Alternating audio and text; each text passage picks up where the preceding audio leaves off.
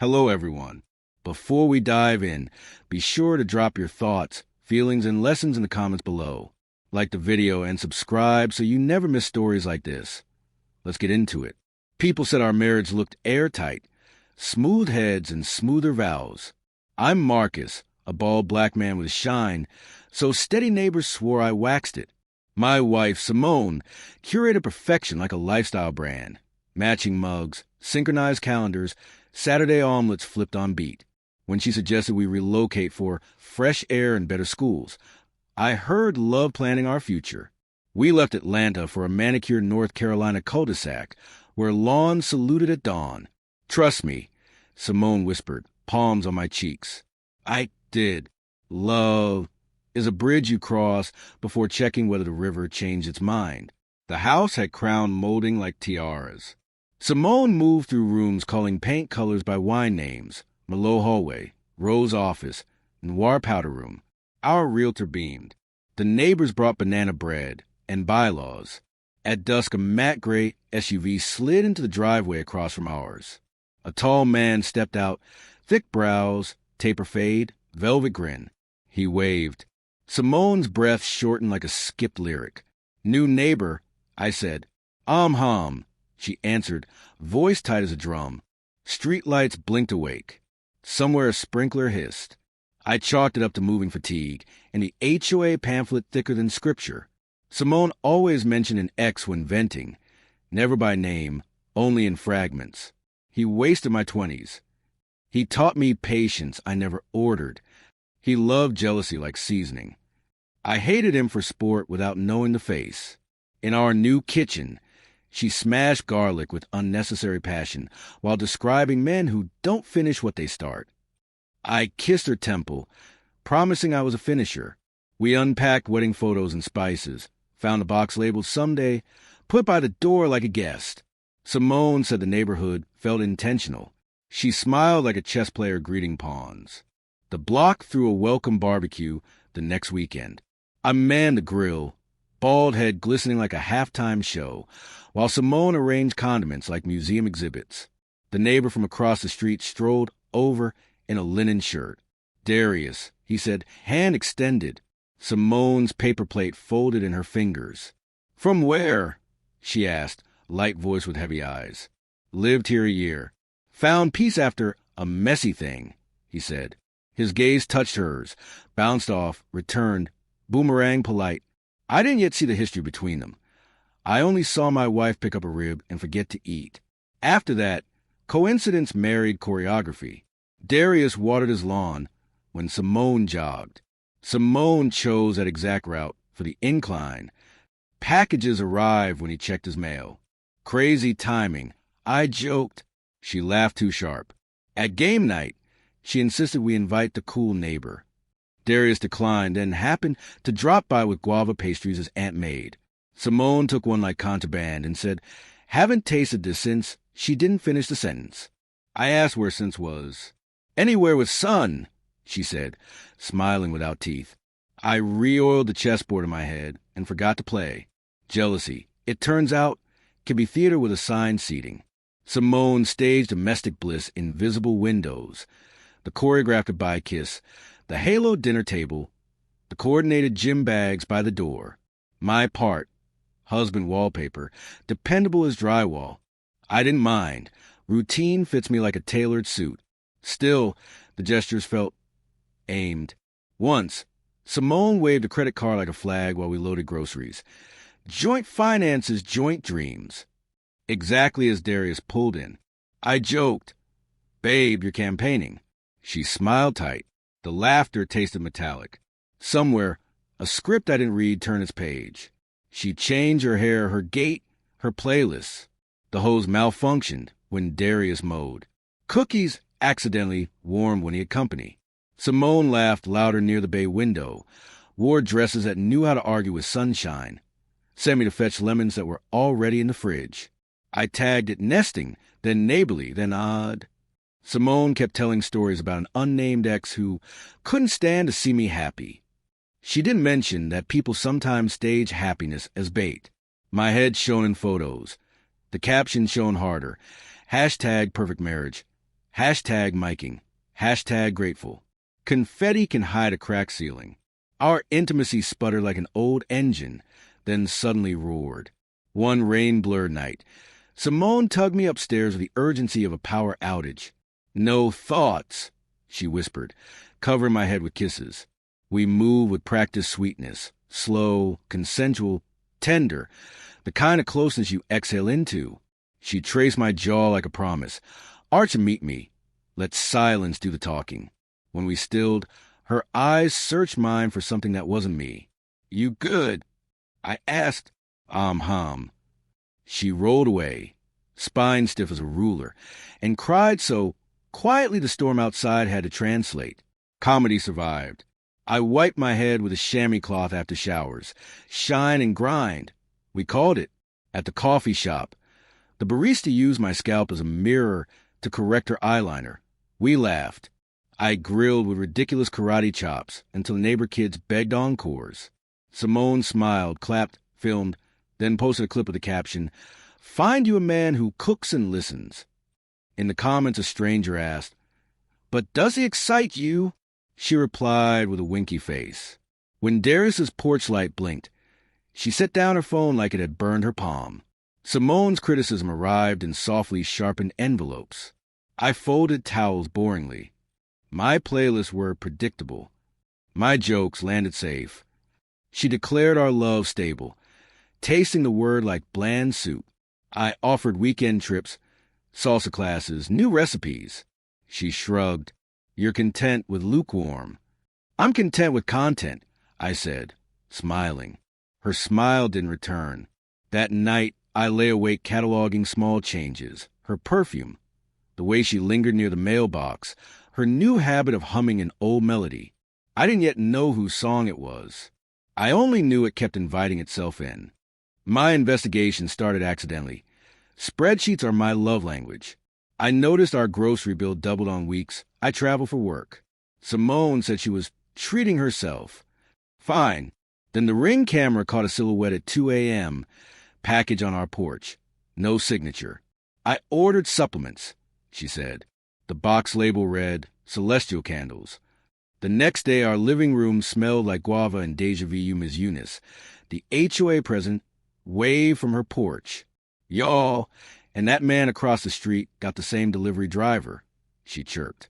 Her gossip sounded like a xylophone. My brain took notes. I finally met Darius properly at the mailbox. Up close, he had laugh lines shaped like apologies. "Welcome to the cul-de-sac," he said. "Thanks," I answered. Silence elbowed between us. "You ever feel like the street is a time machine?" he asked lightly. "Nah," I said. "I'm present tense." He chuckled, then looked past me to our window where Simone hung curtains with furious grace. "You got a good thing," he said. "She's determined." "Yes," I said, letting the word be both prayer and warning. The mail truck sputtered away, leaving bills, coupons, and a postmark from the past. Simone threw a neighbor mixer. Charcuterie like architecture, candles like constellations. Darius showed up late, stayed at the perimeter. Simone floated near him without arriving, as if the air taxed proximity. I tried a pun. It failed. Someone requested spades. I partnered with Simone. We dominated. She read my face like subtitles. "We're a team," she said pointedly, stacking tricks. Darius's jaw worked. When he left, he didn't look back. Simone hummed that melody again, the one that had slipped into our walls. I recognize it now as yearning, harmonized with spite. People think jealousy is loud. Sometimes at the violin in the bathroom. I heard Simone on the phone whispering, "No, he doesn't know." Later, she kissed me like punctuation. Period, not exclamation. I resolved to ask directly, but timing kept breaking its ankle. The next afternoon, Ms. Eunice stopped me. "You know Darius from Charlotte?" "No, ma'am." "Humph. He had a Simone there, too. Not your Simone, I hope." Eunice sipped her sweet tea like a lie detector.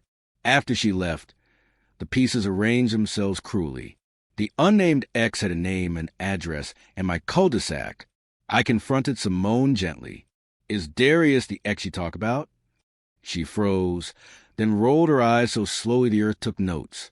You're reading novels to a grocery list, Marcus. I moved us here for us. And for closure? Closure is a door I already close. Yet you keep peeking through the peephole, I said. Her laugh was a blade. You like control. Makes your head shinier. I almost laughed, but the room didn't want comedy. If there's something I should know, tell me, I said. You should know I'm tired of being bored. The word echoed. The next week, Simone's warmth shifted to frost. She weaponized sighs, left the dishwasher open like a tripwire, critiqued my shirts for auditioning to be beige. When I touched her shoulder, she flinched like rehearsal for someone else's embrace. I found a playlist on her phone titled 1990 You Know. Darius was born in 1990. I'd overheard at the barbecue. The songs were theirs, not ours. Memories with a beat. I set my phone down and quietly cried in the garage, between a rake and the air compressor. Bald heads don't hide tears. Mine learned to glisten in the dark. I asked Darius to meet me at the park. Neutral ground between playground squeals and old men arguing chess. He arrived with hands open, a posture that said, I'm guilty of something. I think my wife moved us here because of you. I began. He stared at the lake. She did, he answered. The truth was a kind of mercy. She wanted to hurt me, he continued. Make me watch her be loved right. He swallowed. I deserved the hurting part. And now, I asked. He kicked a pebble. We kissed. It was a bad idea that tasted familiar. I didn't swing. I didn't shout.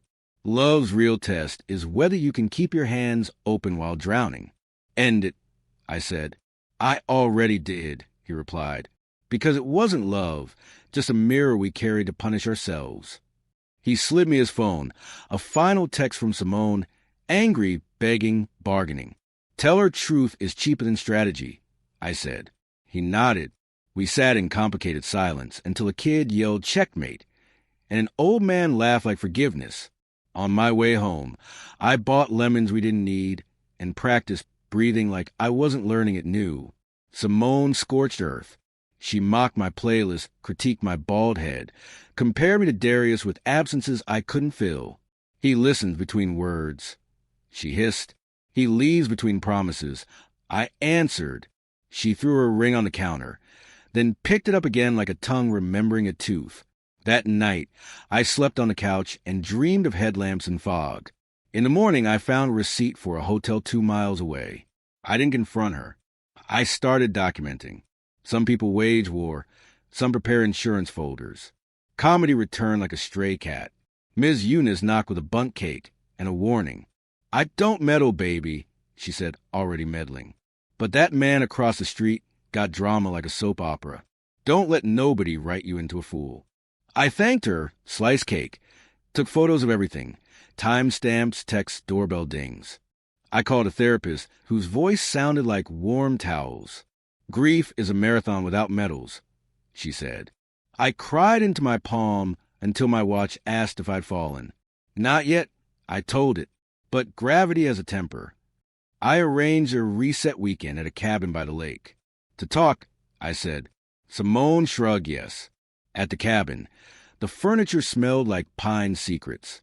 We ate fish tacos and watched stars invent rumors. When I reached for her hand, she let me hold it, then released it like a balloon too early. I love you, I said. I love being loved, she answered. Those aren't twins. We slept back to back like two countries negotiating borders. At dawn, I brewed coffee and opened the folder. Screenshots, dates, the hotel receipt, the playlist. I didn't slam. I slid. Simone stared at the table. Then me. You went detective, she said. I went husband who wants truth, I replied.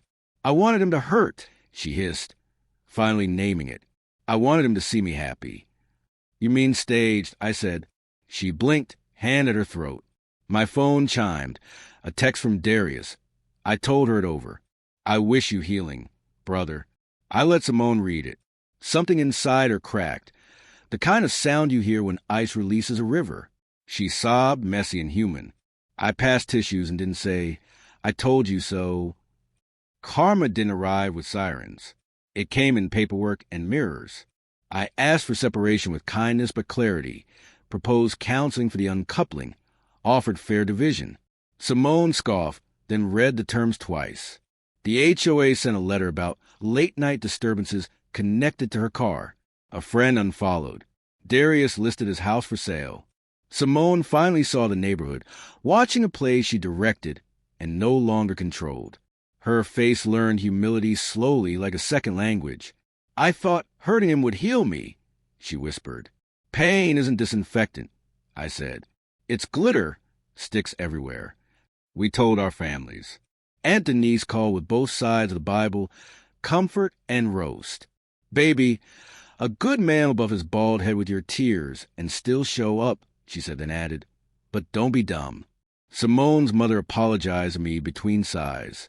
My mother sent soups labeled by emotion. Chicken noodle, sad. Tomato basil, angry. Gumbo, hopeful. Therapy taught me grief calisthenics, how to strengthen the muscle that holds boundaries without turning to stone. I ran laps around the lake until the water knew my name. At night, I prayed for Simone's healing and my own. Comedy insisted on surviving. In therapy, I described my bald head as a solar panel for good decisions. The therapist laughed so hard, she almost billed me hazard pay. I swapped my someday box for a definitely shelf, guitar, passport, a list of cities with late-night jazz. Ms. Eunice introduced me to widower yoga, 6 retired men, 1 stubborn mat, and wisdom that smelled like Bengali. I learned to inhale on truth and exhale on blame. My shine came back from vacation. Simone noticed and squinted like it was too bright. The erotic scene I promised myself would happen only with love, not loneliness. Months later, it did soft, consenting, joyful, and private. After I met Nyla at Charity 5K, where she heckled my running form. "Sir, your elbows are auditioning for a drumline." We took it slowly. Our first kiss tasted like citrus and new pages. When we finally made love, it was tenderness, not triumph. Laughter folded into whispers, the kind of night that knits, not performs. I told her everything. She didn't flinch. "Truth is foreplay," she whispered. I slept 8 hours like a man born again tired. The divorce finalized with signatures that looked smaller than the lives they ended. Simone kept her car and her grandmother's china. I kept the house and the grill that karate chopped an audience. We divided music like a treaty. She cried when the judge asked the perfunctory questions. I did too. We hugged in the hallway where strangers become former families. "I'm sorry," she said. "I believe you," I answered. Belief isn't a time machine, but it's better than exile. We walked to separate parking lots under a sky that minded its own business. Karma, Part 2, wore sustainable fabric. Months later, Simone tried to rekindle with Darius after his return to pick up mail. He wished her well and kept walking. She applied for a job at the boutique where she curated revenge outfits. The owner gently declined, citing culture fit. She joined a support group that started with silence and ended with laughter. We shared a pew one Sunday for Ms. Eunice's surprise baptism. The pastor's mic died. My head reflected enough light to guide him back to the pulpit. Even Simone laughed. That sound felt like a truce. I hosted a block cookout. Nyla wore yellow like a forecast. Kids begged for my grill karate. I obliged. Darius sent a postcard from Nashville, married, sober, apologetic. I read it aloud to my porch plant like gossip from another planet. Simone brought a quinoa salad in humility. Stayed 1 respectful hour, then left with a wave that didn't break anything. Ms. Eunice ate 3 ribs and declared me cul-de-sac president by popular shine. We voted with napkins. I accepted with a bow that nearly blinded the potato salad. Here's the coda. We moved for love and found lessons. Simone discovered revenge is a boomerang. Comes back bruising the thrower first. I learned that suspicion steals sleep and dignity if you let it, and that truth told calmly carries farther than fury. Our perfect marriage wasn't a lie. It was a season. Seasons end, people don't. Simone is healing. Darius is somewhere learning quiet. I'm in my kitchen, turning omelets on beat, letting laughter live here rent-free. When the porch light clicks at dusk, I take his applause from the day, karma bowing with good manners. If you enjoyed this story, please comment, and share this video with your friends. Subscribe and turn on the notification bell so you never miss a powerful story drop.